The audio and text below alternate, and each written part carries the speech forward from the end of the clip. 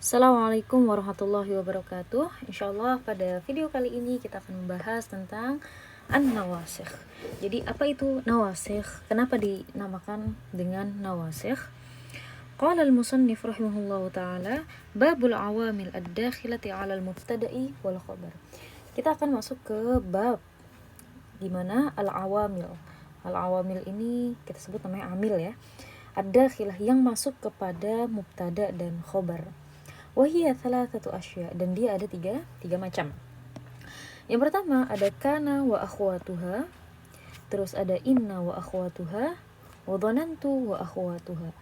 Ya, sebelumnya jika dirasa akun ini bermanfaat, silahkan di subscribe ya dan di share ke teman-temannya.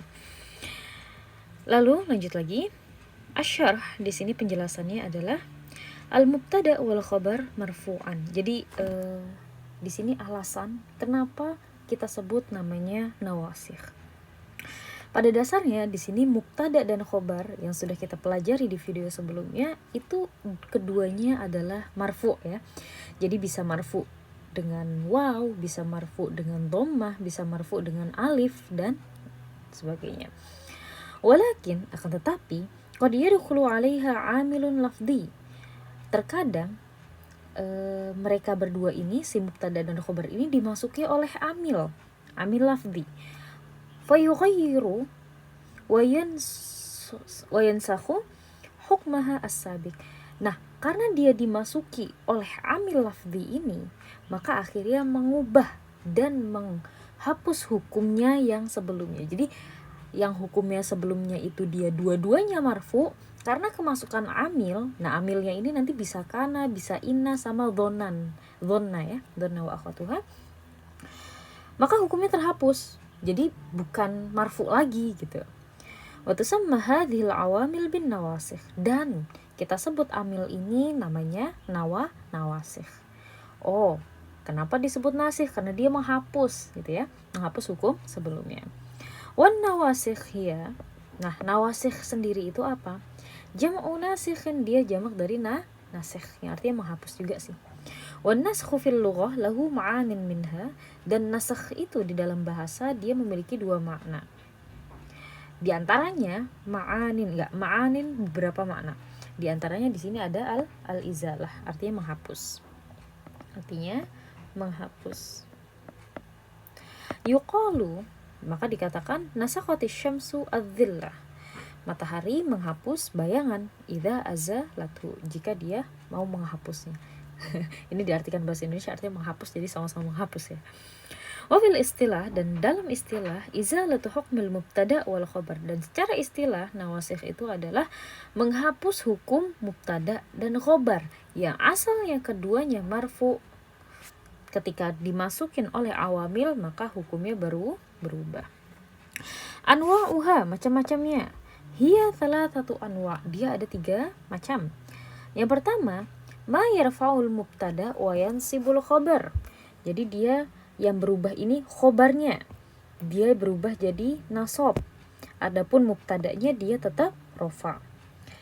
Apa aja? Yaitu kana wa akhwatuha. Wa kulluha af'alun yusammal awal min ma'mulai kana ismaha. Wa yusamma tsani khabaruha. Jadi kulluha af'alun. Yusammal awal, dan yang kita sebut yang bagian pertama ini dari bagian kana ini kita sebut namanya isim kana. Lalu bagian yang kedua ini kita sebut namanya khobar kana. Kita langsung masuk contoh aja. Kana zaidun nasyiton. Nah, ini asal mubtada khobarnya itu adalah zaidun nasyitun. Asalnya kan gitu ya, nasyitun.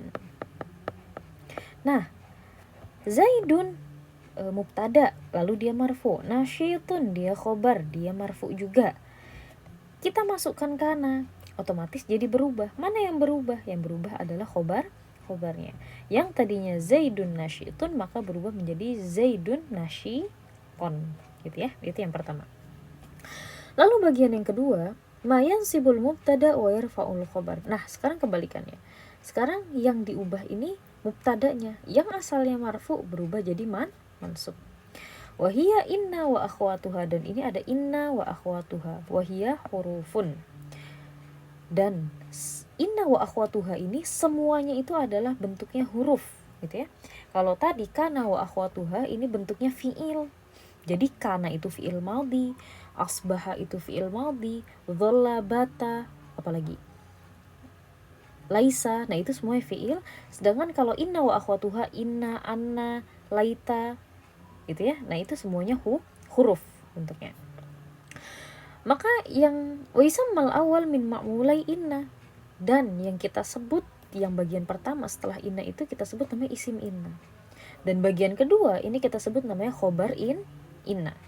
Jadi misal inna zaidan nasyitun, asalnya masih sama ya, zaidun nasyitun, terus kemasukan inna, maka yang berubah adalah mubtada'nya. Yang tadinya zaidun berubah jadi zaidun. Yang ketiga, ma yansibul mubtada' wal khobar. Nah sekarang yang nasab ini dua-duanya, jadi mengubah mubtada' dan khobarnya. Yang asalnya dua-duanya marfu berubah menjadi dua-duanya mansub. Apa aja? Di sini ada dhanna wa akhwatuha. Wahia af'alun, dan ini dhanna ini dia termasuk fiil ya. Termasuk fiil. Wa yusammal awal min ma'mulai dhanna wa akhwatiha maf'ulan awal. Nah, kalau sebelumnya kana sama si inna itu bagian pertama itu kita sebut namanya isim kana, kalau enggak isim inna ya. Nah, kalau dhanna ini beda. Bagian yang pertama kita sebut namanya maf'ul pertama. Lalu yang bagian kedua kita sebut namanya maf'ul kedua. Jadi dia menasabkan dua mubtada dan khobar ini, menjadikan kedudukannya sebagai maf'ul satu dan maf'ul kedua. Contohnya, dhanantu zaidan nasyitun. Ini masih sama asalnya, zaidun nasyitun. Nah, kita kemasukan dhanantu, aku kira. Maka zaidan di sini maf'ul pertama, nasyitun di sini maf'ul kedua gitu ya. Nah, itu dia beda dari ketiga jenis ini, kana, inna sama dhanna. Nah, di sini ada ringkasannya. Kana wa akhwatuha, contohnya kana zaidun nasyitan, maaf. Tarfa'ul ism wa tansabul khobar, yang beda di sini khobarnya. Kana. Terus inna wa akhwatuha, inna zaidan nasyitun, tansibul ism wa tarfa'ul khobar. Di sini jadi zaidan. Terus ada dhanna wa akhwatuha, tansibul ism wal khobar. Dia menasabkan isim dan khobarnya. Dhanantu zaidan nasyitun gitu ya. Nah, ini dia bab nawasikh. Insyaallah di video selanjutnya kita akan bahas tentang lebih detail tentang kana, inna, dhanna wa akhwatuha. Ya, syukran la husni ihtimamikum wa istima'ikum. Wassalamualaikum warahmatullahi wabarakatuh.